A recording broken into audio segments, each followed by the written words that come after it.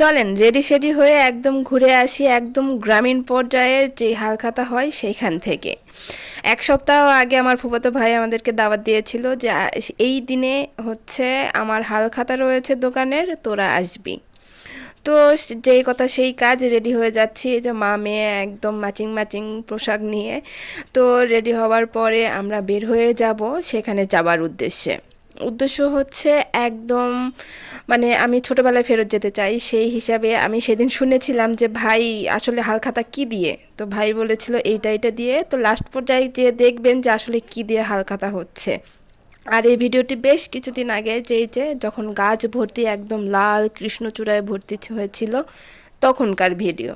তো রাস্তায় বের হয়ে গিয়েছি, যেতে যেতে কিছু দূর যাবার পরে এই যে আমাদের ভাঙাচূড়া দুবলহাটির রাস্তা। দুবলহাটি যেতে রাজবাড়িটাই পড়ে। রাজবাড়িটা দেখলে আমার মনটা ভীষণ খারাপ হয়ে যায় যে এত সুন্দর একটা দর্শনীয় স্থান সরকার কেন এতটা মানে কি বলবো, বলার ভাষা নেই আসলে।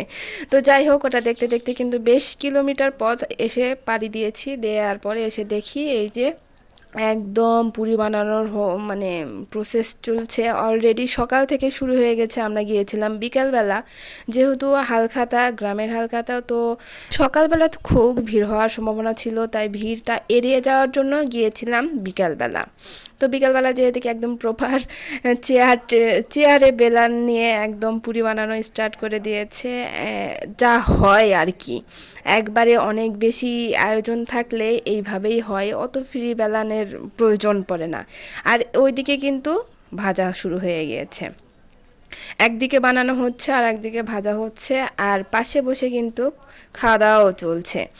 আর যাদের হালখাতার দাওয়াত দেওয়া হয়েছিল তারা এসে এসে কার্ড নিয়ে এসে এসে খেয়ে দিয়ে চলে যাচ্ছে বা প্যাকেট করে দেওয়া হচ্ছে। আর আমি এসেছিলাম যে আমি একটু দেখি পুরি ভাজাটা কেমন হয়, সেইটা দেখছিলাম। একদম প্রপার ওয়েতে একদম খড়ির চুলায়, মাটির চুলায় রান্না হচ্ছে পুরি।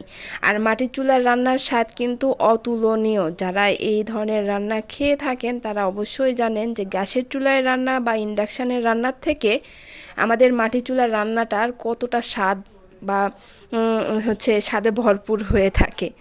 তো এক এক করে এই যে পুরি ছেড়ে দিচ্ছে আর পুরিগুলো ফুলতে শুরু করেছে মজা করে, আর পাশে এই যে পুরিগুলো সাইড করে রেখেছে। আর এই যে বললাম না, সাইডে খাওয়া দাওয়া হচ্ছে। পাশে এক ভাই একদম রসময় বুন্দিয়া নিয়ে বসে পড়েছে।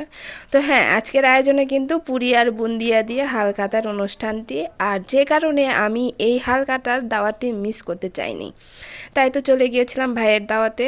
কারণ পোলাও মাংস তো রেগুলার খাওয়াই হয়, আর সেই জন্য ওইটার প্রতি তেমন একটা লোভ ছিল না। তবে পুরি আর বুন্দিয়া এটা তো মানে মারাত্মক লেভেলের একটা, ছোটোবেলাকে মনে করিয়ে দেয়। আমার মামার বড় মামার দোকান ছিল হাটে, তো সেইখানে একবার খেয়েছিলাম এরকম পুরি আর বুন্দিয়া। পুরিটা হবে একদম ফুলকো ফুলকো আর বুন্দিয়াটা হবে একদম রসালো। তো যাই হোক, সব কিছু দেখার পরে এইবার সেই ছোটোবেলাতে ফেরত যাওয়ার পালা। তো আমাদের জন্য নিয়ে এসছে, এই তো রেখে দিয়েছে কতগুলো পুরি দেখেছেন। আর বুন্দিয়া তো মনে হচ্ছে আমি, যেহেতু আমি মিষ্টি পাগল একটা মানুষ, তো মিষ্টি দেখলে আমার মুখে পানি চলে আসছে অলরেডি। আমি ভিডিও এডিট করতে করতে মুখে কতবার যে ঢোক গিলেছি বলার বাহুল্য। তো যাই হোক, আমার তো খুব ভালো লাগে, আপনাদের কার কেমন লাগে অবশ্যই জানাবেন। যারা ভিডিওটি দেখছেন অবশ্যই লাইক দিয়ে শেয়ার করে পাশেই থাকবেন। সবাই ভালো থাকবেন, আজকে এ পর্যন্ত, আল্লাহ হাফেজ।